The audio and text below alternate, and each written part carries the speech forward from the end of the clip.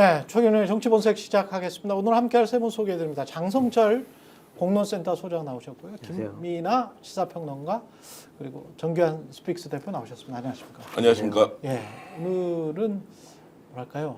다채로운 조합이라고 할 수 있겠습니다. 다채로운 조합. 예. 장성철 소장님은 늘 나오면 이렇게 댓글이 그렇게 좋지는 않은 건 아시죠? 그렇게 좋지가 않다? 예. 나쁘다라고 표현하셔야죠. 그렇게 좋지 않- 욕 좀 아니, 뭐- 그만하세요 진짜. 예. 힘들어요 저거. 그렇지만은 훨씬 더 많은 분들이 보시는 거는 같습니다. 꿋꿋하게 나오겠습니다. 훨씬 더 무슨 이야기를 무슨 이야기를 할까? 무슨 헛소리 하나 또 예. 보시고 또 보수 우파가 어떤 생각과 판단을 갖고 무슨 행동을 할지도 저를 통해서 한번 예측해 보시고. 아니 그러세요. 근데 본인이 보수 우파는 맞아요? 전 보수 우파입니다. 저야말로 꼴통 보수 우파. 그러면 네. 이번에 설 때 구치소 가가지고 90도로 세배했어요? 그건 미친놈들이고. 죄송합니다. 그럼 보수 우파가 아니에요. 또라이들이지. 아니 근데 사람들은 그 사람들이 보수 우파라고 생각하는데 윤상현 의원도 갔더만요. 거기에 제가 진짜 국민의힘 원외 당협위원장들 80명 정도가 서명을 했더라고 거기 있다가 편지도 쓰고. 편지도 쓰고 네. 옥체 망강하시옵소서 뭐 이런 이야기도 그냥 많아. 관대하게 생각해서는 인간적인 도리로 네. 그렇게 위로한 거 아니냐 그렇게 좀 생각이 드는데 향후에 보수파나 국민의힘의 정치적인 미래를 생각하면 저러한 행동들이 그냥 수렁 속으로 같이 빠져드는 것 같다 그런 생각이 좀 듭니다. 현역 국회의원들이 없는 것 같더라고요. 윤상현 의원 빼고는 현역은 보이지 않더라고요. 네, 당협위원장 원외로만. 원외로만. 네. 그게 뭡니까? 그러면 국회의원이 지금 108명인데 왜 한 명밖에 없고 107명은 다 어디 갔어요? 한 10명이라도 올려야 되는 거 아닌가요? 그리고 한남동 관제에 갔던 사람이 44명, 45명 다 어디 갔냐고요.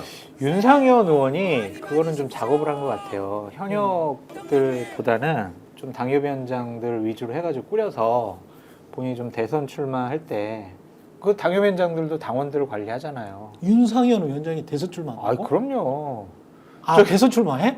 아니 정광훈 목사가 있잖아요. 아 그래 내가 대통령 나가려고 그랬는데 네가 대통령 해 이제 이랬잖아요. 김문수 아니고 윤상현? 점지를 받은 거예요. 점지를 정광훈한테. 받았구나. 아니 좀 더 보태면 지금 대선 출마할 사람은 지금 거론되는 광역단체장 외에 제가 들은 바로도 2명이 더 있어요. 아 그래요? 다 이름 들으면 알만한 분인데 당사자한테 이제 확인을 못해서 공개를 못 하겠는데. 아니 뭐 다 대통령 꿈은 있죠. 아니, 실제로 이번에 이제 캠프를 좀 차려서 구체적으로 움직이는 분이 도지사 중에 2사람이나 있어요. 도지사 중에? 도지사 중에. 난 홍준표 한 명 누군지 주상- 알겠다. 아니, 홍준표 대구시장, 시장. 서울시장은 네. 이제 출마하지 않습니까? 그렇죠. 난 도지사 한 명 누군지 알아요. 한 명 누구야? 말씀해 보십시오. 이철우. 이철우? 예, 예, 맞죠? 맞습니다. 그 중에 경북지사. 한 분이고요. 예. 그렇게 한다니까 이분도 이제 대한민국의 서쪽에 계신 분인데 도지사 한 분도 그러면 나도 이번에 한번 뛰어보자 이렇게 생각을 하고 있더라고요. 김태흠 그렇게 제가 그러니까 촉이 너무 좋으시잖아요. 김태흠. 김- 예. 그래서 뭐 김태흠? 기억해 보시면 김관용 경북도지사가 네. 예전에 출마를 했지 않습니까? 맞아요. 야 이거 뭐야 뜬금없다고 했는데 어쨌든 종주를 했습니다. 경선까지는. 그래서 지금 뭔가 이제 정치적으로 자신의 좀 영역을 확보하는데 굉장히 좋은 기회가 왔다라고 다들 생각하고 있기 때문에요. 재밌을 겁니다. 지켜보면. 이 상황이 참 국민의힘이 너무나 한심하게 비칠 수밖에 없는 상황으로 그렇죠. 계속 가는 것 같다. 물론 보수 우파의 희망 장성철 소장님은 이제 그렇게 되지 말아야 된다 이렇게 항상 주장하시고 예. 그렇게 하지 않을 수 있는 그러한 어떤 여지가 항상 있다 이렇게 또 항상 이렇게 전략 전술을 이제 어드바이스 해주실 겁니다. 배지가 아니기 때문에 그렇죠. 이제 예. 장성철 말을 이제 들어야 되는데 국민의힘이 배지가 될 욕심이 없어.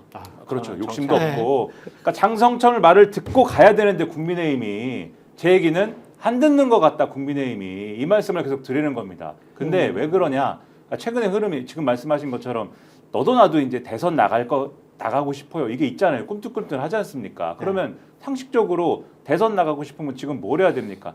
이제 윤석열은 아닌 것 같아요. 그렇지. 윤석열 졸업 분위기로 가야 되지 않습니까? 빼고. 네. 지금 바로 장 소장님도 윤석열 졸업하니까 박수 치잖아요. 바로 졸업. 네.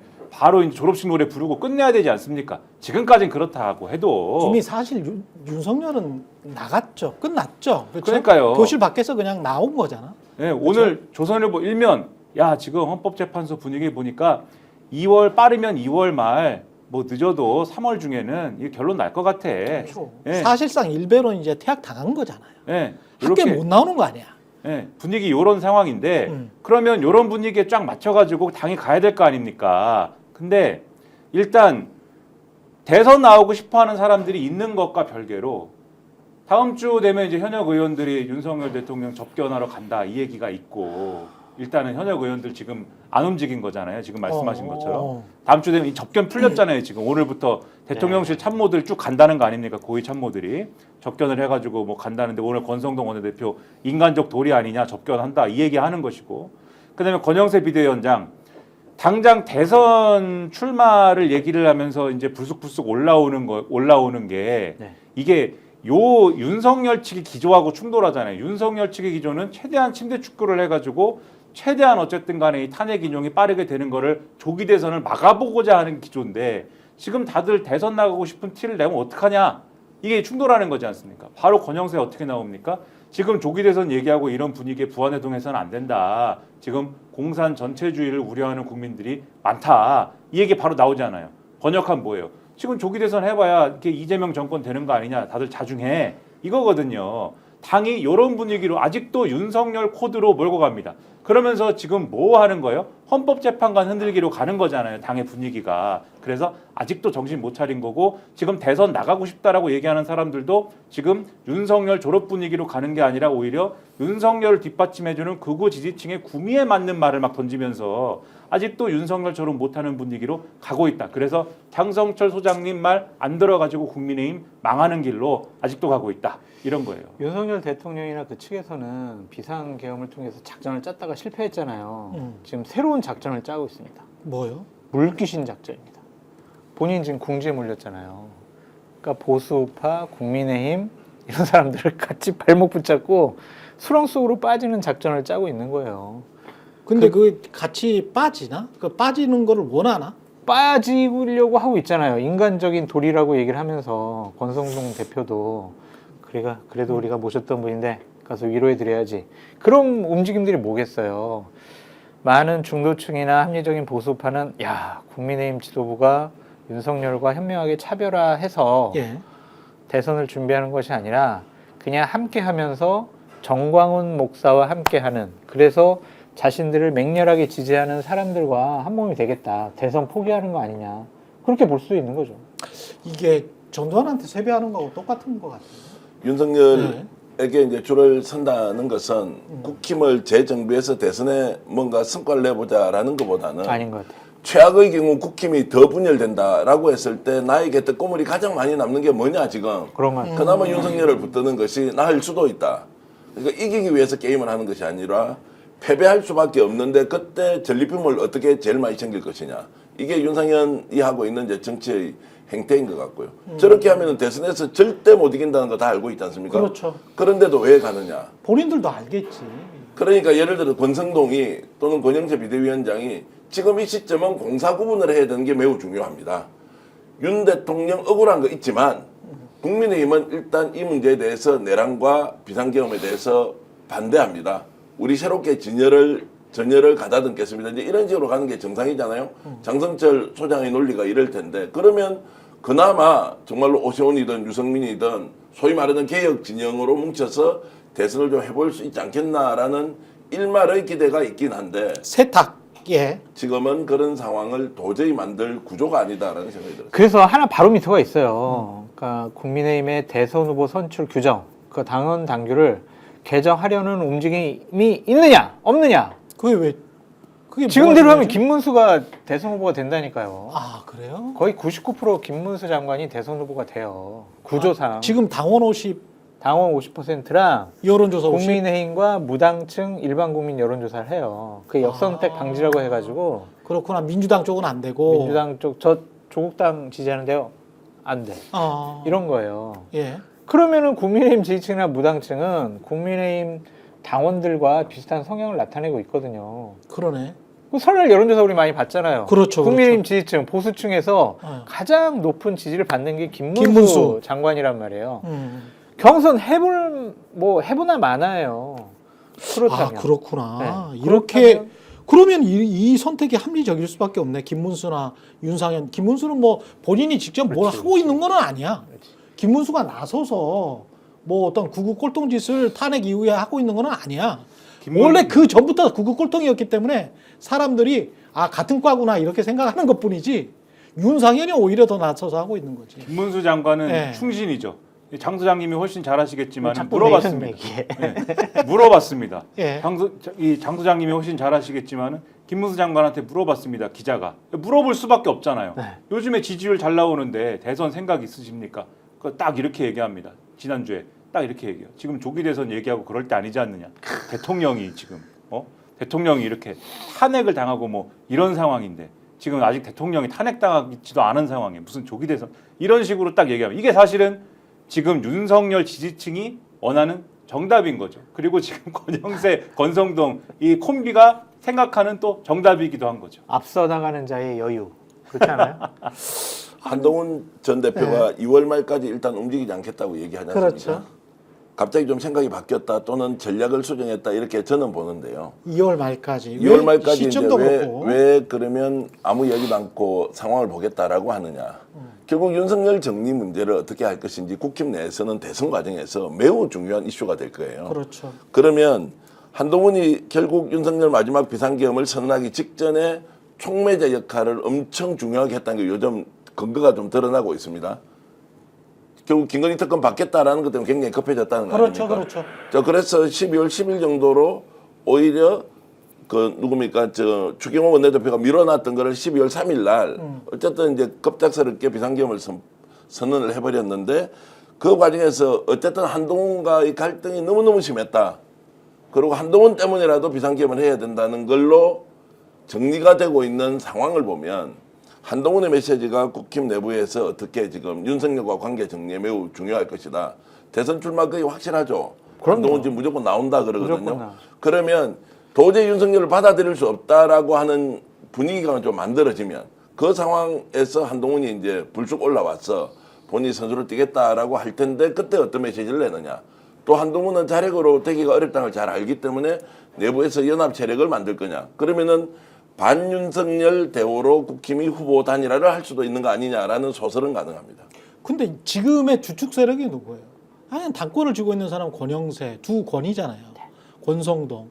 근데 권영세나 권성동 두 사람이 김문수나 윤상현의 스탠스, 뭐 윤상현의 스탠스라고 합시다. 윤상현의 스탠스와 더 가깝잖아. 지금까지의 행태로 보면 한동훈과는 굉장히 척져 있는 상황이잖아요. 그러면은 국민의힘이 극우화가 그리고 아까 말씀하신 것처럼 당원 당규가 그렇게 돼 있고 당원들이 상당히 많이 극우화돼 있다. 그리고 윤석열에 동조하고 있다. 그러면은 전반적으로 권영세, 권성동도 이 상황을 막을 수가 없으면 국민의힘은 쭉 그렇게 가는 거네, 그냥. 분위기가 그래요. 그냥 뭐 그렇게 쭉 가는 거네, 극우화로. 뭐 되는. 근데 극우가 아니잖아요. 그게 어떻게 극우예요? 그러면 뭐라 그럴까? 그냥 양아치화? 맹목.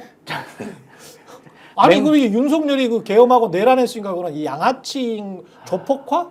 좀 정치적인 용어는 정리가 될 필요가 있는데 획화라? 극우라는 개념은 아닌 것 같아요. 예. 그런데 그 지도부들의 생각은 이래요.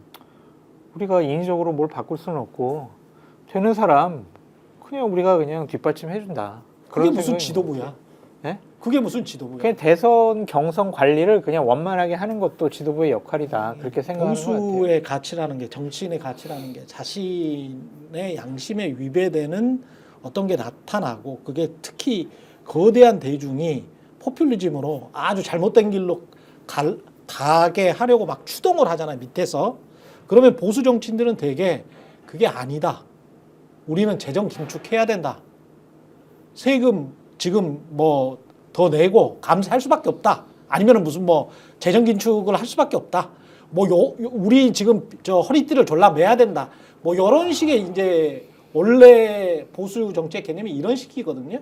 지지자들한테 우리가 지금 꼭 해야 되는 것. 두드러 맞아요, 그럼.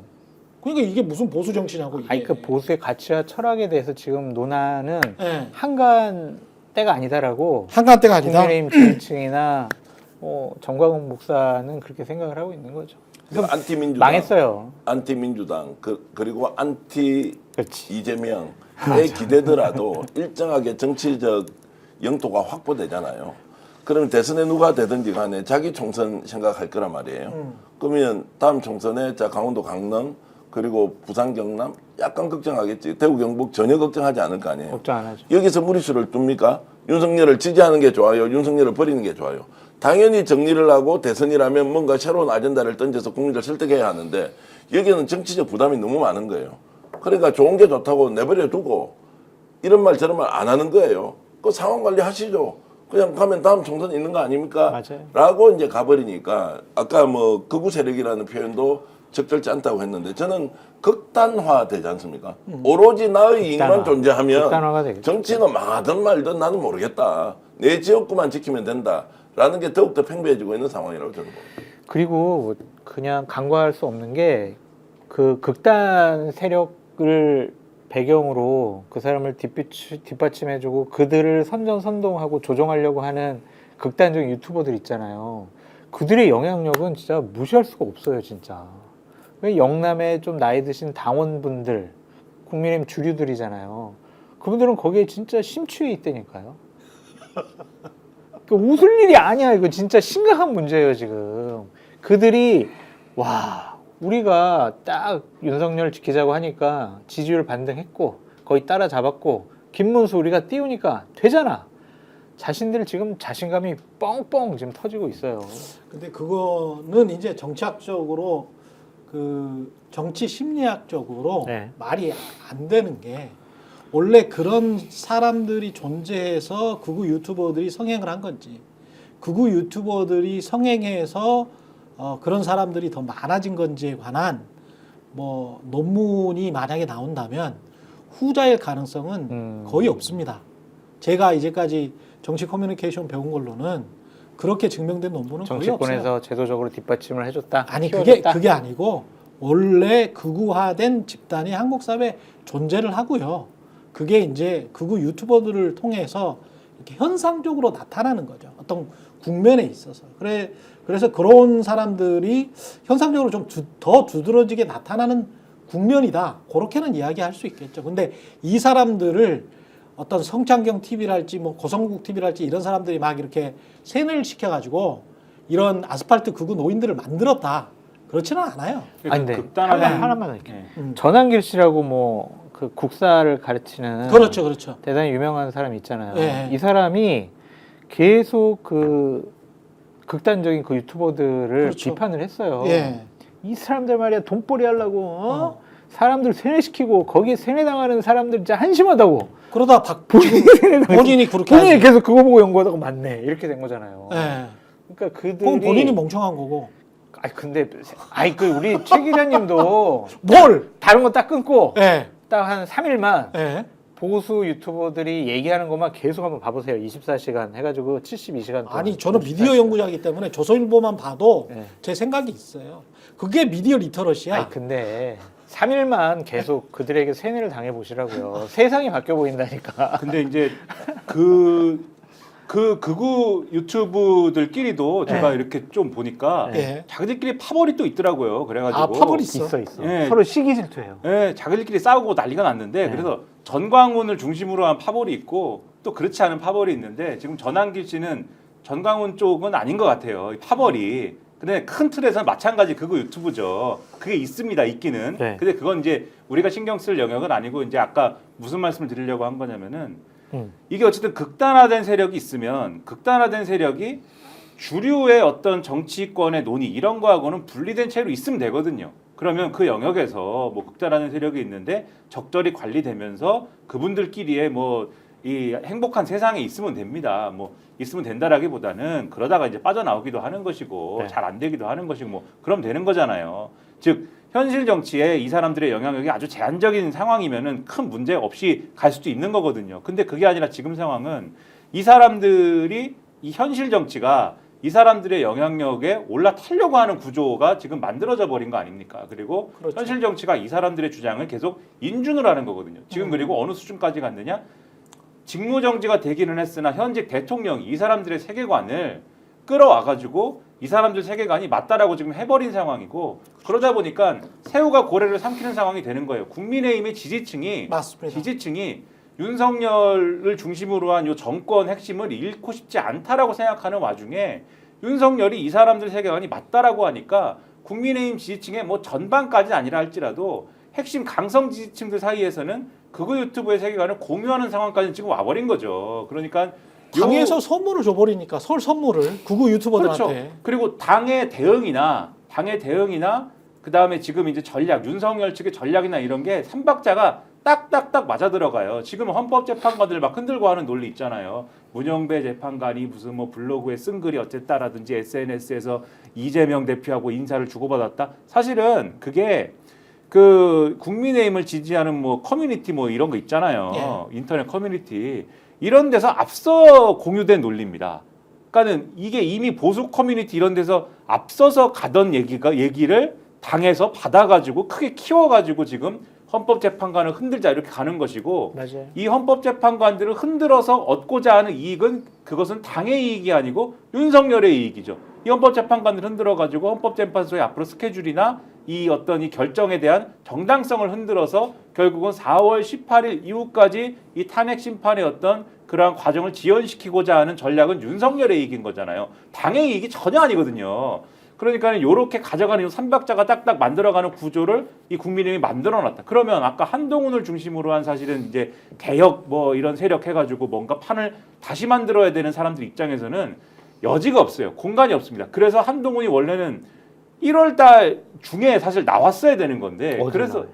이 대선판으로? 대선판이든 현실 정치든 간에 뭔가 고개를 내밀었어야 되는 거죠. 그래서 스타벅스에 이제 등장하고 요 근방에 이제 현수막도 걸고 그랬던 건데 아 이쪽에도 강서구 쪽에도 막 걸었어요? 이 시기에 네. 요 목동 이런 데 가면 있습니다. 아, 이 시기에 괜히 한동훈 빨리 나와서 우리를 지도해 주세요 그러한 투에 현수막을 왜 걸겠습니까? 동료 시민이 기다립니다. 개엄마가 나라고 했습니다. 이런 게 왜 걸렸겠습니까? 지지자가 서울시 전역에 걸었대요. 그러니까요. 거기 밑에 보면은 책임당원 일동 그냥 이렇게만 돼 있어요. 책임당원 일동. 네, 이렇게 다 걸어놨는데 제가 볼 때는 그런 게 그냥 걸리는 게 아닌데 근데 요거 건 시점 보면은 사실 지금 정도에는 무슨 행동이 나왔어야 되는 거거든요. 근데 그게 아니라 2월 말 정도에나 할까요? 이건 뭐냐? 구상한 대로 잘 안 돌아가고 있다는 거고 이 밑바닥 여론이 원래 한동훈이 대표가 될 때는 당원의 60%가 지지해줘 갖고 된 건데 전혀 그런 상황이 아니다라는 걸 지금 보여주는 거죠.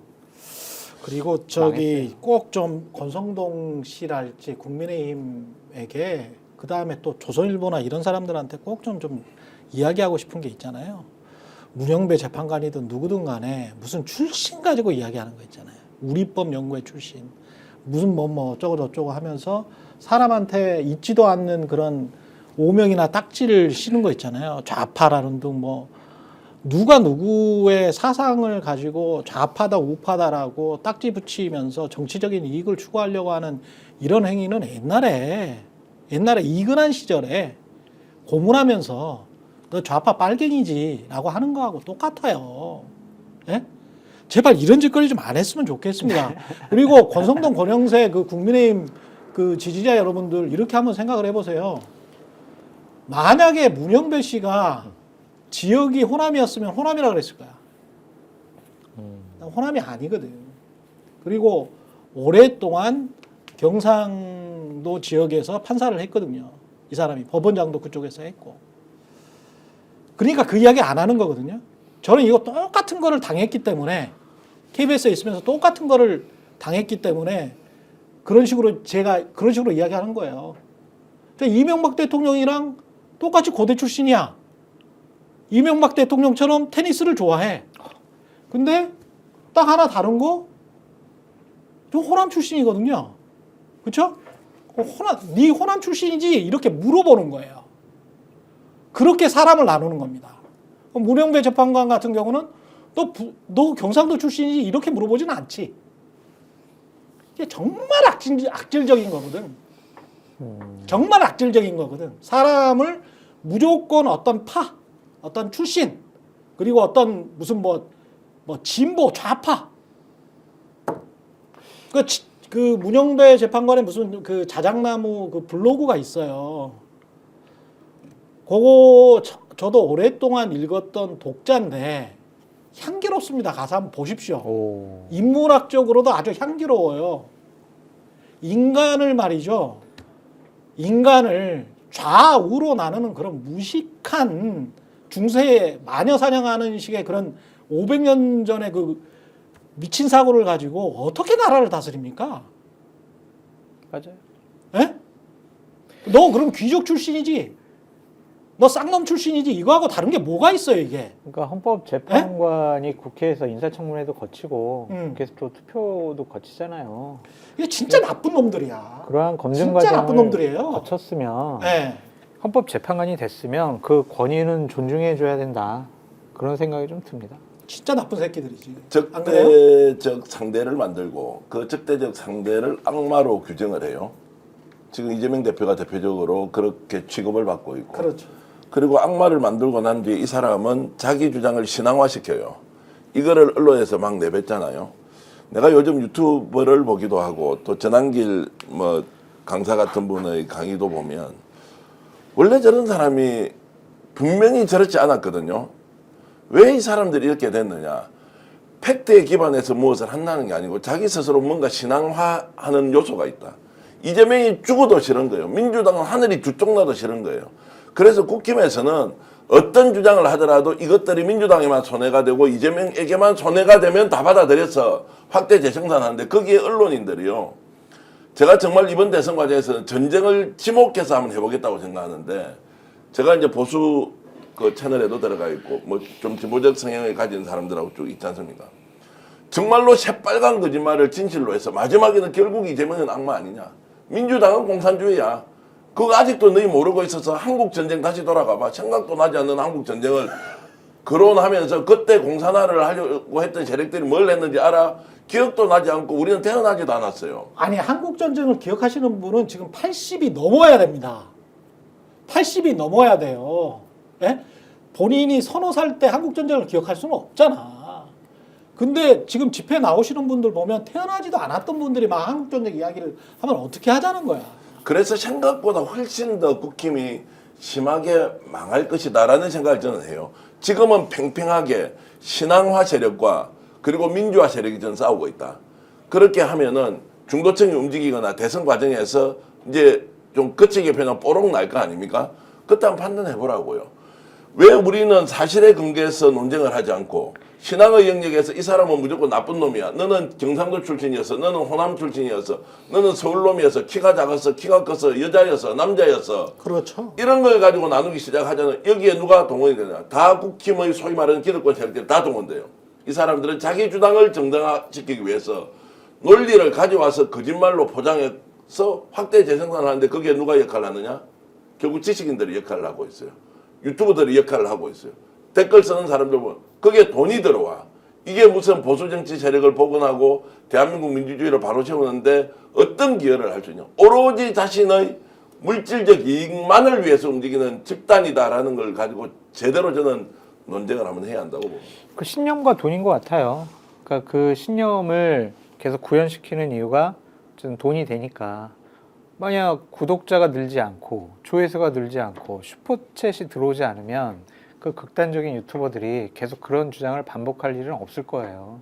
그게 자꾸 영향력이 확대가 되고 조회수가 늘어나니까 그 스스로 효용 가치를 느끼는 것 같은데 6대 4 정도 되는 것 같아요. 이제 저렇게 되면 국민의힘 결집 지지층 그런 사람들과 이재명과 민주당은 싫어라는 사람들 조금 더 붙이면은 한 국민들이 한 40% 정도는 뭉치게 할 수 있을 것 같은데 나머지 60%가 국민의힘을 이제 선택하지 않고 정치 집단으로서 손가락질 할 수밖에 없는 상황으로 몰려가지 않을까.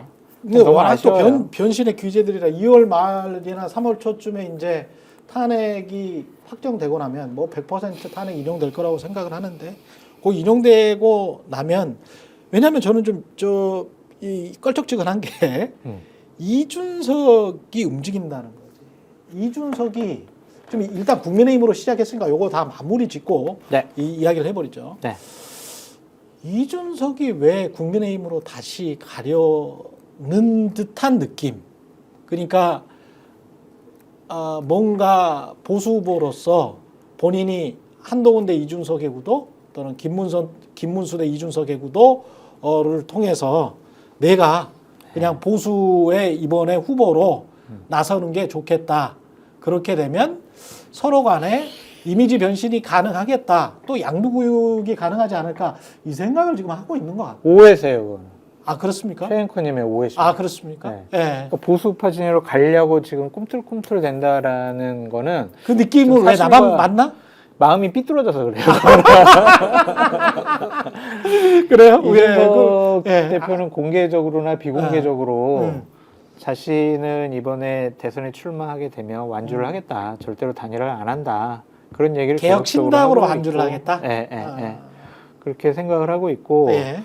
천하람 원내대표 같은 경우도 내가 목덜미 잡아서라도 음. 절대로 국민의힘 못 가게 하겠다. 아. 그렇게 지금 얘기를 하고 있거든요. 그래요? 근데 만약에 이준석 의원이 국민의힘으로 들어가거나 국민의힘과 대선 후보 단일화를 할 경우가 온다. 그러면 어느 정도까지 권한을 줘야 되냐면 거의 당대표 플러스 총괄선대위원장의 역할 뭐든지 다 내 마음대로 하겠다. 그런 권한을 주지 않는 한 아니 망했는데 왜 절대로 안 안 줘? 가요. 네? 국민의 입장에서는 그때 당시에 망할 거거든. 아니, 근데 이미 지금 망해 가고 있고. 당은 자산이 얼마나 하나만 얘기할게요. 지금 국민의힘에 있는 지도부들이나 예. 외곽에 있는 분들은 대선보다는 음. 그 다음에 당권에 더 관심이 있을 수 있을 것 같아요. 그래서 강력하게 영남을 기반으로 40% 정도의 지지를 받는 그런 정당의 당대표가 되겠다. 그러면 민주당 정권이나 이재명 대표가 당대표 되더라도 충분히 당신의 정치적 역량을 보여줄 수 있다. 권한을 행사할 수 있다. 야당 대표로서 권한, 존중, 지위 그걸 누리겠다. 그런 생각이 더 강해 보여요.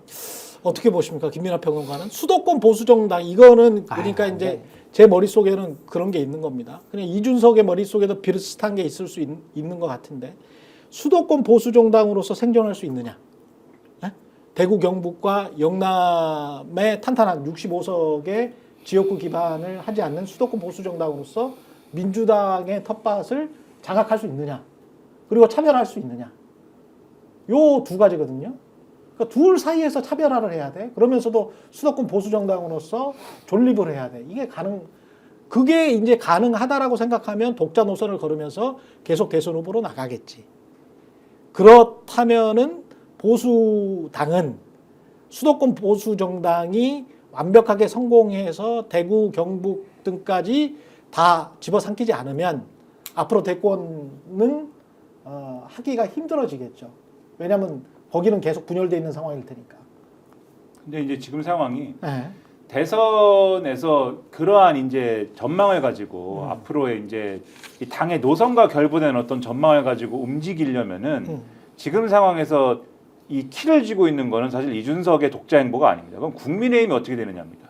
그럼 국민의힘이 지금 예를 들면 쪼개진다든지 또는 국민의힘의 대선 후보가 가령 한동훈이 된다든지 이런 정도의 뭔가 변화가 있어야 됩니다. 그래야 이준석도 예를 들면 그래야 뭐 이게 본인 안 한다고 했지만 한동훈하고 무슨 단일화를 한다든가 또는 한동훈이 주도하는 뭔가의 뭐 정계 개편에 동참을 한다든가 이런 게 가능한 거거든요. 그렇게 해야. 왜냐하면 한동훈은 첫째 뭐 자기들이 플랜카드를 달아놓은 것처럼 저는 이제 보이지만 어쨌든 개엄을 막았다.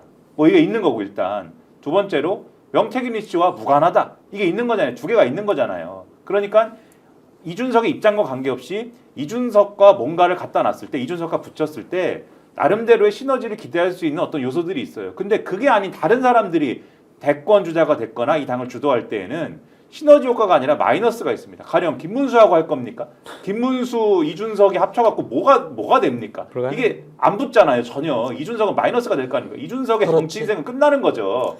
김문수하고 단일화를 하거나 김문수가 주도하는 세력하고 합쳤다. 그냥 이제 미래가 없는 거죠. 그러네. 자기가 한 말을 다 자기가 부정하는 꼴이 되는 거 아닙니까? 그렇습니다. 그리고 오세훈, 홍준표랑 합쳤다. 이거는 명태균이죠. 바로 이제 명태균 선물 세트에 아, 그러네. 세 명 다. 명태균 선물 어. 세트로 종합 들어가는 선물 거죠. 세트. 이게 뭐 당신들은 명태균 후보냐 바로 이렇게 되는 거거든요. 그리고 그렇죠. 그들이 합친 세력은 명태균 세력이냐 이렇게 되는 거예요. 바로 그렇게 딱지가 붙을 겁니다. 그렇기 때문에 이게 거의 유일하게 제가 볼 땐 가능한 조합은 뭐 한동훈, 이준석 요 정도 조합일 텐데 그러나 그렇지. 그러면 국민의힘에서 한동훈이 대선 후보가 될 수 있는 가능성이 지금 얼마나 되느냐? 크지 않다고 저는 보기 때문에 그래서 지금 상황에서는 요게 이제 어려울 거고 그러면 옛날처럼 국민의힘이 한동훈을 대선 후보 시키고 싶은 사람들이 분당을 해가지고 뭐 그게 옛날에 바른정당처럼 뭐 그렇게 가는 시나리오가 있는 거냐? 아니지 않습니까? 그때 바른정당을 쪼갤 수 있었던 원동력은 사실 그거는 금방 꺼진 뭐 원동력이긴 하지만 반기문이라든지 이런 외부에 큰 뭔가가 있는 것 같아라는 신기루가 적어도 있었던 거거든요.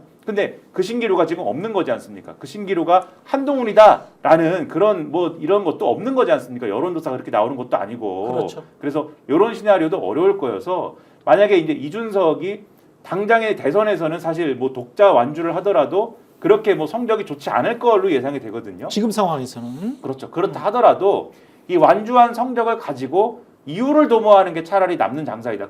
이 대선을 치르고 나면 국민의힘도 뭐 말씀하신 대로 누군가는 나는 당권을 잡아서 영남 자민련으로 한번 이것만으로 한번 뭔가 도모해 봐야겠다든지 이런 생각을 하겠지만 대선 지나고 나면 분명히 보수 정치 전반에 빈 공간이 생깁니다. 그러면 그걸 기반으로 뭔가 그게 정계 개편이 됐든 뭔가 이 재정렬이 됐든 뭔가를 시도하겠다. 이 계산을 이제 할 가능성이 있는 것이지 대선을 이걸 메인 스테이지로 해서 지금 하기에는 너무 이준석에게 주어진 공간도 좁다. 이렇게 생각이 되는 것 같아요. 공간도 시간도 대선을 아마 이제 저는 단일화로 갈 수밖에 없다고 주장하는 사람도 생각보다 많더라고요. 보수 후보 단일화 될 수 있다. 저는 뭐 다자구도로 갈 수밖에 없는 거 아니냐는 생각. 현재와 같은 구도에서 국민의힘이 영남, 강성, 극우, 극단 세력 이제 이렇게 지금 가 있으면 대선은 결과 보나만 하지 않습니까? 근데 이제 당이 워낙 크고 자산이 많단 말이에요. 그리고 당권이라는 것은 다음 지방선거 때 가면 어떻게 됩니까? 이준석 대표가 실제로 당에서 쫓겨났던 결정적 이유. 영남 쪽에서 공천을 시스템으로 하려고 하니까 반발이 다 일어나가지고 먹을 걸 못 먹는 거예요. 맞다. 여러 가지로 그래서 이번에 그때 시험 본다고 달성- 그랬었어요. 그렇게 시험도 본다고 했는데 워낙 국회의원들이 예. 이게 지방선거 공천권을 가지고 장난을 많이 치고 돈 거래 액수가 너무 커요. 20억, 30억씩 나오니까 말이 됩니까? 그렇죠. 자, 그런 이제 상황에서 뭐 개혁을 해보려고 하니까 막 반발을 했다라는 이야기도 있습니다. 어찌됐든 영남이라고 하는 지역에서 갖고 있는 이 공천권이라는 게 워낙 크고 강하고 자, 그리고 국힘이라는 것을 영남 기반으로 가지고 있는 여기에서 혁신의 역량들을 내부에서 만들 수 있느냐? 저는 없다고 봅니다. 이익과 가치가 충돌하면 이익이 반드시 이기지 가치가 이기려면 이제 국민들이 정말로 큰 뜻을 모아서 뭔가 혁명적 상황을 만들지 않고서는 어렵다고 보면 국힘은 그냥 흘러가는 대로 갈 가능성이 높고 대선에서 생각보다 보수 진영이 단일 후보를 가지고 경쟁하기 어렵다. 그러면 그 뒤에 이제 각자 투쟁을 어떻게 할 거냐. 이 지점에서 이준석도 자신의 정치적 기반을 확장하는 방식이 뭔지 고민할 수밖에 없는 거 아니냐. 그러면 총선까지는 아직 3년이 남아있다. 108석을 어떻게 인위적으로 바꿀 수 있습니까? 지방선거에서 이기고 진다고 해서 바꿀 수가 없기 때문에 예. 그래서 국힘은 정말로 난망하다 이런 말씀을 저는 드립니다. 두 가지만 그냥 말씀드릴게요. 하나는 이제 국민의힘 대선 후보 경선이 벌어졌어요. 전국 8개 시도당에서 합동 연설을 할 거 아니에요. 현재 분위기 봐보세요. 김문수 나가고 뭐 홍준표 나가고 오세훈 뭐 한동훈 유승민 나갔어. 현장에서 김문수를 와! 그 한동훈이나 유승민 오세훈 나오면 이 배신자들을 물러가라!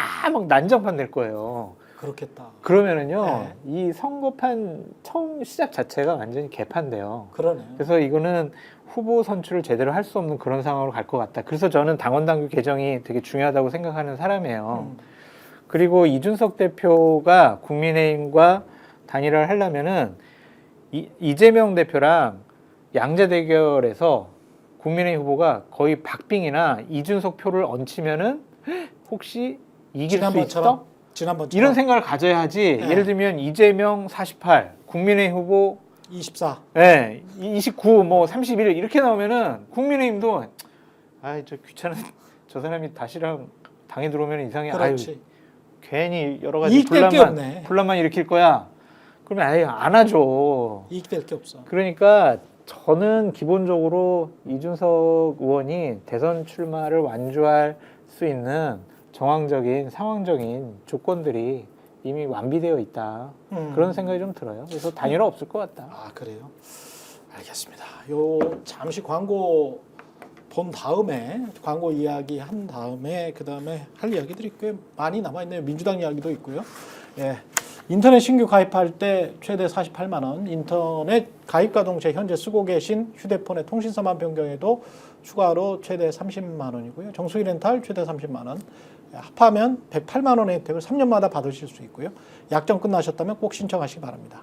현금 사은품 혜택을 원치 않는다. 55인치 삼성 TV로 선택이 가능합니다. 1670-2571 상담 받으시거나 네이버 인터넷 비교원 검색하십시오. 상담할 때 스픽스 또는 최경련의 정치본색 유튜브 채널 말씀해 주시면 가입할 때 현금 비밀 혜택과 함께 할수록 더 큰 혜택, 지인 추천 시 추천할 때마다 최대 4만 원 모바일 상품권을 드리고 있습니다. 네, 다음은 근조 화환, 축하 화환을 전국 어디든 3시간 내에 배달해주는 전국 꼭 배달입니다. 배송 완료할 때 주문자에게 배송 완료 인증 사진도 당연히 완료 즉시 전송해 드리고요. 3단 화환의 가격이 43,000원 초특가부터 시작합니다. 정말 쌉니다. 예. 이렇게 싼 곳은 처음 보실 텐데 유튜브 보고 주문하신다고 하면은 스픽스 보고 주문한다라고 하면은 또 상담원 비밀 시크릿 할인 추가가 가능하고요. 화환뿐만이 아니고 동서양난 관역 꽃바구니 많은 제품을 취급 중입니다. 전국 꽃배달이 필요하신 분들 1688-3525 1688-3525 저장해 두셨다가 365일 전국 3시간 이내 지구가 멈추지 않는 이상 운행 중이니까요. 왜냐면 경조사 같은 게 갑자기 오니까 이런 거는 저장을 해 두시면 좋을 것 같습니다. 편하게 주문하시면 됩니다. 이게 어떻게 가능해요? 3단원이 43,000원이? 그러니까 좋아해요? 모르겠어요. 그건 한번 생화인데도 이렇게 싸더라. 생활요. 유통의 혁신 구조를 만들어서 하는 것이다. 이거 진짜 아니, 입력을 이거 해놔야 되겠네요. 전 생화라고 알고 있는데 아, 그래요? 아닌가요? 아니고는 저기서 홍보를 할 수 있습니까? 그렇지. 그렇지. 받는 예. 사람들이 또 좋아하면은 그렇죠. 또 그거는 싫어하잖아. 저 입력해 놓겠습니다. 예. 1688-3525입니다. 근데 지금 이제 국민의힘이 저렇게 이제 헌재 문영배 재판관이랄지 뭐 다른 이민선 재판관들 뭐 이런 사람들 막 그 뭔가 뭐 바이어스가 끼어 있는 것처럼 편견이 있는 것처럼 이런 식으로 막 뒤흔드는 이유가 결국은 이제 질 것 같으니까 그런 거잖아요. 다 이미 나왔어. 그리고 이제 국무위원들도 이상민도 이게 발을 빼고 있고, 그렇죠? 그런 것들 때문에 이 완전히 엉터리 국무회의에 엉터리 포고령에 모든 것들이 윤석열 책임인 게 드러나니까. 그러니까 이제 이게 헌재 아니야 이러면서 정당하게 말이죠. 우리가 설 때 윷놀이나 고스톱 하다가 제일 그 성격 나쁜 인간들이 뭐냐면 본인이 돈을 왕창 잃을 것 같거든. 쓰리고의 피박에 완전히 이제 덤텅이 쓸 것 같으니까 그냥 엎어버리는 거지. 얘 시켜가지고 야 와가지고 그냥 춤춰라 이러면서 화투패를 그냥 다 흩어버리는 거야. 똑같은 짓거리를 하고 있네. 그러니까 헌재가 뭐 인용 판결을 내리게 되면 네. 여러 가지 정당성 문제, 그 재판관들의 성향 문제를 빌미를 삼아서 우리는 그걸 존중하거나 인정하지 않겠다. 네. 억울하다. 그래서 우리가 대선에서 우리가 다시 우리를 뽑아주세요. 이러한 선거 운동의 빌드업이 아니냐 좀 그런 생각이 들고. 선거운동의 빌드업이다. 네. 근데 이거는 진보 진영도 반성을 해야 될 지점이 있는 것 같아요. 처음에 이제 정영식 재판관 보수 성향 그리고 윤석열 대통령이 임명을 했다. 그리고 박선영 이사장하고 친인척 관계다. 그러니까 재판관 자격 없다라고 먼저 문제 제기한 게 진보 쪽 재판장 자격이 없다. 재판관으로서 자격 없다. 예, 그러한 문제 제기를 진보 쪽에서 민주당 쪽에서 먼저 했거든요. 누가 그랬어? 누가? 많이 찾아보세요. 그냥 많이 그래요? 했어요. 그냥 그래서 그런 것들을 이제 보수 쪽에서 좀 배워가지고 한 것이 아니냐라는 생각이 드는데 저는 그때도 그 사람들 비판했거든요. 이때도 지금 마찬가지예요. 나는 그때도 경곡에 나가서 네, 그 아사리판에 네, 야 그래도 그때는 6명이었어. 네. 2명이 아예 인정이 안 됐던 때예요. 그럼에도 불구하고 6대0 나올 거다. 정영식 할아버지를 갖다 놓더라도 이거는 상황이 그렇지가 않다. 그리고 판사들은 기본적으로 보수적이기 때문에 진보 판사가 없다 우리나라에는 우리 저 양심적이고 올바른 최경영 앵커님은 그러셨지만 진보 진영 일각에서 그런 문제 제기를 했거든요. 그래서 저는 재판관들에 대해서 어떠한 인연이라든지 가족이라든지 과거의 글들을 동원을 해서 너는 재판관으로서 자격이 없어라고 공격하는 것은 대단히 부적절하고 잘못됐다. 그렇죠. 그렇게 말씀드리고 이제 싶어요. 그 부분은 제가 조금 설명을 덧붙이면 이제 재판관 정영식 재판관이 재판관으로서 자격이 없다 이렇게 주장을 했다면 그건 이제 제가 볼 때는 무리가 있는 얘기고 다만 박선영 전 의원을 진실화의 위원장입니까? 임명을 한 사람이 윤석열 대통령이지 않습니까? 그때 네. 또 무리하게 임명했죠. 그렇게 네. 임명하는 게 그 자리에 맞는 거냐? 안 맞거든요. 그러니까는 적절한 인사가 아니다라고 저는 생각을 하는데 그러한 적절한 인사가 이루어진 배경에 윤석열이란 사람의 머릿속에 이것은 정영식 재판관과 친인척이기 때문에 임명한 거 아니냐 이런 생각을 혹시 했느냐 이러한 의심이 있어요. 그러니까 윤석열이란 사람은 무슨 생각을 어떻게 하는 건지를 우리가 아주 비현실적이고 비상식적이고 비합리적인 생각을 지금까지 해왔고 인사에 대한 기준이나 이런 것들이 아주 엉망진창이었기 때문에 그런 생각을 했느냐 그렇다면 부적절한 인사 아니냐 이게 총체적으로 이런 주장을 이제 할 수는 있다 이렇게 생각을 하고 그다음에 요건 이제 재판관의 자격과는 이제 별개로 인사 기준에 대한 문제 제기를 할 수 있다고 본다 이 말씀인 것이고 그다음에 요것과 별개로 아까 이제 문영배 재판관에 대한 문제 제기 요거는 11년 전에 이제 SNS에다가 이재명 대표가 잘 지내냐라고 이제 댓글 단 거 그 2011년에 있었던 일입니다. 14년 전이죠. 2011년에 그때는 뭐 헌법재판관도 아니에요 심지어 2011년도에 잘 지내냐 뭐 이렇게 단 거에 대해서 지금 이게 무슨 아는 사이여서 안 된다 이렇게 얘기하는 거라고는 비교 대상이 아닌 것 같다 이런 생각이 들고 그 다음에 이제 그 블로그에 쓴 글이 이제 북침론이다라고 하는 부분 그 글의 내용 자체가 북침론도 아닐 뿐더러 읽어보면은 그리고 그 블로그에 쓴 것조차도 그게 또 한 10년 전입니다. 11년 전인가 그렇습니다. 그때도 헌법재판관조차도 아닙니다. 그렇죠. 그거를 발굴해가지고 지금 문제 제기한다. 이게 이제 제가 볼 때는 합리적인 문제 제기도 아니고 비교 대상도 아니다 이렇게 생각이 되고 그다음에 이제 이미선 재판관의 동생이 민변 부회장이고 그다음에 이제 거기서 무슨 윤석열 퇴진 뭐 위원장이고 뭐 정의기억연대 무슨 뭐 이사고 뭐 이런 걸 달고 있다 이런 부분 이거는 이 사람이 이 이상희 변호사라는 사람이 자기가 시민단체 활동을 하고 있는 상태인 거 아닙니까? 그렇죠. 자기 인생을 살고 있는 거거든요. 그렇죠. 요거는 자기의 예를 들면은 이 가족 중에 누가 헌법재판관이 되면은 아 내가 내 가족 중에 헌법재판관이 됐으니까 내 모든 인생에 그러면 모든 활동을 중단해야겠다 뭐 이렇게 할 수는 없는 거니까 요거는 다른 문제 아니겠습니까? 그런데 예를 들면 대통령이 그러한 시민단체 활동을 하고 있는 이상희 변호사를 내가 이 헌법재판소에서 탄핵 심판을 받아야 되는데 이상희 변호사를 한 자리 줘야겠다 뭐 이렇게 했다면 그러면 그 대통령의 어떤 그 인사권 활용이 인사권 행사가 맞느냐라는 뭐 비판을 받을 수 있는 내용일지 모르겠지만 그렇지. 그러한 인사권 행사가 있었던 것도 아니고 요 부분은 연관이 이제, 없어. 연관이. 그렇죠. 근데 이 국민의힘의 주장은 뭐냐면 그렇기 때문에 이 재판을 회피해야 된다는 거거든요. 이 재판관이. 그렇기 때문에 이 주장은 제가 볼 때는 무리다라는 부분이 있는 것 같고 정계선 재판관에 대한 지금 회피 신청을 해야 된다라는 주장의 핵심은 정계선 재판관의 배우자인 황필규 변호사가 이거는 법무법인도 아니고 공익재단이에요. 공익재단인 공감이라는 데가 있는데 여기 이사장인 사람이 지금 국회 이 황필규 변호사라는 사람이 인권재단에서 일을 하는데 여기 이사장이라는 사람이 국회 이제 소추인단에 소속돼 있다. 요 부분이에요. 그래서 김희수 재판관. 그렇죠. 요게 이제 문제다라는 주장을 계속해서 이제 하고 있는데 그 부분과 관련돼서는 이거는 예를 들면은 지금 헌법재판소에서 자기들끼리 회의를 해갖고 이거는 회피 신청 사유가 아니다라고 정리한 부분이고 인사청문회에서 논란이 되니까 이거는 정계선 재판관이 그 얘기를 했습니다. 요런 같은 게 돌려서 사실은 얘기를 한 거죠. 우리 배우자는 사실 충안고 나왔다. 그러니까 같은 기준에 정반대에서 사실 문제 제기할 수도 있는 부분 아니냐 이런 그럼요. 식으로 따지면 그럼요. 그래서 이런 부분들을 가지고 이 회피 신청을 해야 된다든지 기피를 해야 된다든지 셀프 기피를 해야 된다든지 하는 국민의힘의 사실 주장은 요거는 이제 맞지 않다. 그리고 요 부분에 대해서는 장 소장님도 아까 말씀 들어보니까 동의를 하시더라. 네, 그 말씀을 드립니다. 근데 정계선 재판관 남편 부분은 조금 아쉬운 부분들이 있어요. 그러니까 김희수 전 헌재 재판관이 음. 국회 탄핵소추위원회 변호사로 활동을 하고 있잖아요.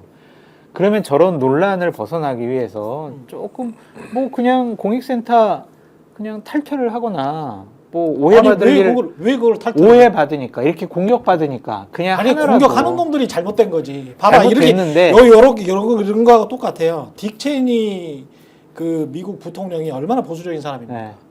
네, 딸이 트랜스젠더였잖아. 네. 어? 레즈비언인가 뭐 그랬을 거예요. 근데 따로따로 가는 거예요. 인생이라는 게 각자 성인이야. 따로따로 가는 거야. 그게 자유민주주의의 기본은 개인주의거든. 근데 우리나라 사람들은 무슨 영고주의나 무슨 연줄이나 무슨 유교주의 그것도 과거의 그 아주 퇴행적인 진짜 옛날 선비 정신도 아니야. 예? 과거의 그 퇴행적인 이상한 그 출신주의가 강하게 작동을 하면서 서구적인 개인주의에 근거한 자유민주주의 국가관을 가지고 있지를 않아. 그러면서 마치 그게 무슨 국가관인 것처럼 이야기를 해. 정상적인 국가관인 것처럼 이야기를 해. 그게 꼴통주의지 무슨 뭐 꼴통 영구주의지 그게 뭐예요 그게. 근데 그거는 그렇게 저는 생각이 좀 다른 게 뭐냐면 아니 그럼 가족들이 경영을 해. 왜냐면 아니 그럼 가족들이 다 그렇게 이재용처럼 경영을 하는 게 정상적이라고 이야기를 하란 말이야. 이사가 뭐 이렇게 있어. 근데 다 경기고 서울법대야. 에? 다 경기고 서울법대면 다 같은 소리만 내야 되겠네? 그거 아니지. 근데 우리가 검증이라는 걸 하잖아요. 검증. 네. 어떤 공직자 대상으로 있으면 그 가족들, 남편, 뭐 부인, 자식들, 친인척들 어느 정도 검증이 있잖아요. 그럼 왜 국민의힘 의원들은 자식들이 따로 생계를 하고 있다라고 자식이건 부모건 간에 저 분리하면 재산 고지 안 해. 민주당 의원들도 그런 부분이 있으니까. 아니 그러니까 왜 그러냐고 그러면. 재판관 부분만 왜 한정해서 우리가 그러냐고, 생각을 그러니. 해보면 그러니까 다 그러면 그러면 우리나라 한민족이 뭐 이렇게 침만 튀기면 거의 다 비슷해요. 법적으로 네? 내가 잘못됐다는 것이 아니라 네. 그런 공격을 받을 소지가 있으니 네. 그냥 그 중요한 문제가 아니니까 공격을 받지 않기 위해서 좀 상황을 처신을 좀 정리하는 게 좋지 않겠냐. 무슨 처신을 정리를 해. 본인이 공익센터에서 열심히 일하는 게 자기의 인생인데 그거를 열심히 계속 일하겠다는 거를 어떻게 그걸 오해를 정리를 받을 해. 수가 있으니. 아니 뭐하게 정리를 해. 그거를 정리를 하는 게 더 오해를 받을 수 있지.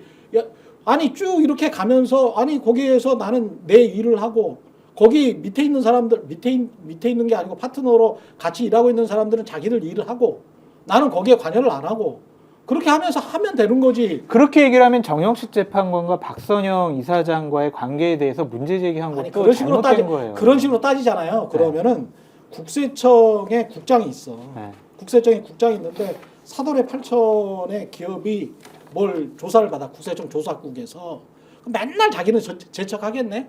우리는 그래서 회피와 맨날 상피 제도가 있잖아요. 회피와 상피 제도를 이용한 그 몇 가지 케이스를 한번 가져와 봐요. 우리나라에서 그렇게 회피와 상피 제도를 이용하지 않아요. 그리고 박덕훈 같은 인간 봐보세요. 잘못됐다니까요. 아니 8년 동안 그 짓거리를 했잖아. 잘못됐어요 그거. 국토위에서 그렇게 하면 안 돼. 그거는 국토위에서 그런 식으로 했잖아. 도리에 안 맞는 거예요. 그거는 아니 잘못된 실제로 거예요. 그리고 본인 그 가족회사와 관련해서 실제로 페이버를 줬잖아. 그렇게 결과적으로 나타난 걸 가지고 이야기를 해야지. 아니 이게 예방적인 조치가 있잖아요. 그러한 예방적으로 일들이 아니 이 사회에서 어떻게 그거를 다 예방해가지고 말도 안 되는 그런 소리를 합니까? 대통령 탄핵이라는 중요한 문제이기 때문에 예. 조금이라도 절차적인 정당성, 결과적인 정당성을 훼손시킬 만한 오해를 받을 수 아니 있으면 그거는 정리하면 된다. 그거는 이렇게 잘 차려놓은 밥상에 그냥 침 뱉고 싶은 이야기인 거예요. 잘 차려놨는데 제사상 잘 차려놓고 절하려고 하는데 야 저기 탈이 갔다 그러면서 그냥 제사상 그냥 엎어버리고 싶어 하는 거야. 거듭 말씀드리지만 네? 그러한 공격을 하는 게 네. 부적절하고 잘못되다고 생각을 하는데 그렇죠. 그러한 사소한 공격이라도 안 받을 수 있도록 정리를 하면 더 좋지 않았을까. 어디까지 정리를 해야 되냐고. 자, 제가 이제 좀 인생을. 끼어들면 공직자가 이제 기본적으로 그 사람이 살아왔던 과거 행적에 대해서 저는 비판할 수 있다고 생각하고요. 그리고 또 비판의 내용에 대해서도 국민들이 듣고 판단하지 않겠습니까? 아니 공익센터 뭐 잘못했어? 본인이 떳떳하게 사회를 그러니까 하는데. 제가 말씀드리고 네. 싶은 것은 이제 의견이 나와서 그 의견을 존중해서 들어보자라고 하는 것은 또 국민이 제3자가 판단하면 되는데 저는 우리가 지금 이제 놓치고 있는 것이 양비론이라고 이야기하거나 양시론을 이야기할 때 정도의 차이에 대해서는 왜 우리는 구분하지 않느냐. 실제로 우리가 인생사에서 51대 49 똑같은 자식을 키우더라도 조금 더 잘하고 덜 잘하고에 대해서 구분을 해서 지혜롭게 결론을 내지 않습니까? 근데 우리가 양비론, 양시론 이걸로 이제 좀 몰입을 하게 되면 같이 잘못된 거 있으면 둘 다 잘못된 놈이야. 같이 일리가 있다면 둘 다 일리가 있네. 라는 방식으로 취향을 과도하게 개입을 시켜서 본인에게 불리한 거는 양비론으로, 본인에게 유리한 거는 양시론으로 이렇게 만들면서 가버리니까 정말 중요한 것이 정도의 차이에 대한 구분을 해야 하는데 정영식 재판관에 대한 것과 정계선 재판관에 대한 것이 실제 정도의 차이가 없느냐. 저는 정도의 차이가 많이 있다고 생각을 하거든요. 그런데도 같이 잘못됐다.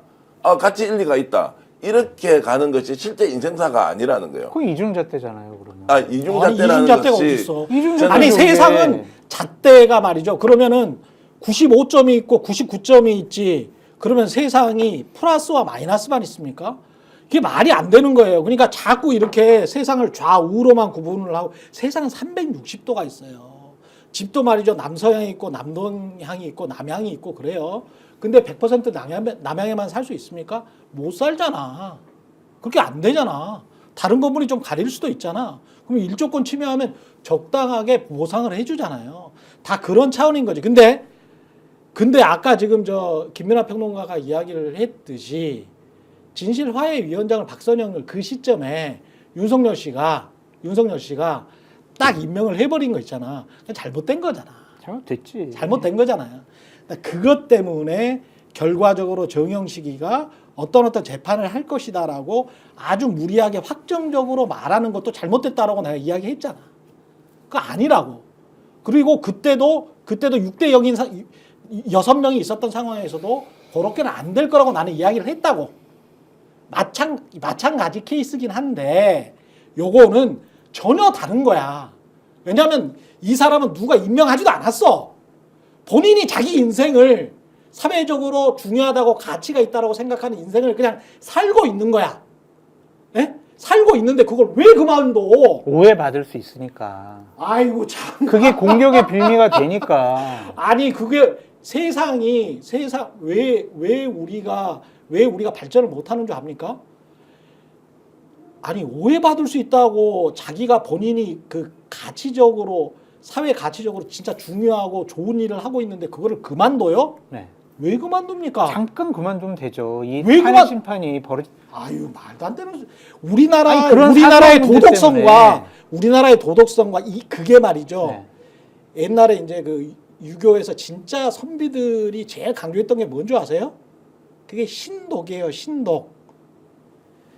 자기가 신독이라는 게 뭐냐면요. 자기가 홀로 있을 때나 어떤 이해관계가 있거나 외부에 있을 때나 행동이 똑같은 거예요. 이거는 쉽게 말해서 정계선 재판관한테 대한 어떤 모독적인 성격도 굉장히 강한 건데 이런 식으로 계속 말하면 왜냐하면 정계선 재판관은 이 사람이 누구건 간에 그리고 그 사람이 자기 남편이 무슨 행동을 하건 뭐 어떤 사회에서 무슨 행동을 하건 간에 그것과 영향받지 않고 선비라면 보통의 판사들은 본인들을 선비라고 생각하거든요. 예? 독자적으로 판단을 하는 거예요. 법과 양심에 따라서. 그리고 그거를 우리는 존중을 해주는 겁니다. 제가 말씀드린 그거예요. 기조가 똑같잖아. 제가 말씀드리는 기조가 똑같이 지금 장성철 평론가가 말하는 기조는 왔다 갔다 하는 거예요. 제가 왜 뭘 왔다 갔다 해요? 개인의 양심에 충분히 맡길 수 있는 영역이라는 거지. 그거는. 사람을 믿을 수는 없어요. 또 이러는 거 봐. 제가 다시 한번 말하잖아요. 정영식 재판관 같은 경우도 그런 식으로 저는 이야기를 하고 판단을 했다고. 근데 이거는 아니 그냥 사회적으로 좋은 일을 하는데 왜 이걸 그만둬야 되냐고. 아니 머리가 같은 말이 반복되는데 머리가 삐뚤어진 사람들이 오해를 할 수 있다고 해서 본인이 충분히 양심껏 법과 양심에 따라서 판단할 수 있는 재판관과 그 가족들이 뭔가를 해야 돼? 그거는 그 재판관의 양심 그리고 재판관의 자질, 역량, 능력, 도덕적인 어떤 이제까지 행동에 관한 그냥 기본적인 무시야. 무시가 아니죠. 모욕이야 그게. 재판관이라는 최후의 심판자가 조금이라도 그 결정에 대한 권위를 누군가가 그런 거 비판을 없다고요. 하고 그런 거 없다고요. 그런 식으로 따지면은 윤석열이나 누구든지 그러면은 우리나라에서 선출직 공무원 될 사람도 없고요. 우리나라에서 판사 될 수 있는 사람도 없어요. 예? 그 왜 미국에서는 그러면은 저 판사들을 다 선출직으로 합니까? 전부 다 걸려 있는데 어디 한 자리에 가면 미국도 똑같아요. 근데 그런 누구 오해를 조장한- 받으면서 공격을 받는 게 그게 맞아요 그러면은? 근데 현실적으로 힘과 권력을 갖고 그 있는 상대 진영에서 자, 공격을 하잖아요. 똑같이 이야기를 제가 제 이 시간이 다 지나버렸는데 아이고. 요 에피소드 하나 이야기를 드릴게요. 지난번에 말이죠. 트럼프가 낙선을 했을 때입니다. 한 4년 전에 낙선을 했을 때 그때 제 기억에 애틀랜타인가 그래. 애틀랜타의 성관이 부위원장이 그 애틀랜타 지역에서 부정선거가 일어났다고 난리를 치고 개표하지 말라라고 막 했어요. 펜실베니아인가 애틀랜타가 제가 헷갈리는데 그랬을 때 이 사람 있잖아요. 이 누굽니까? 저 부위원장인가 하는 사람이 내가 이 어떤 특정 정당의 추천으로 왔지만 그렇지만 내 양심에 따라서 이거는 계속 개표를 해야 돼. 그리고 그거를 나의 양심을 믿는 게 미국 헌법이다. 라고 CNN에서 이야기를 하는 장면을 제가 들었거든요.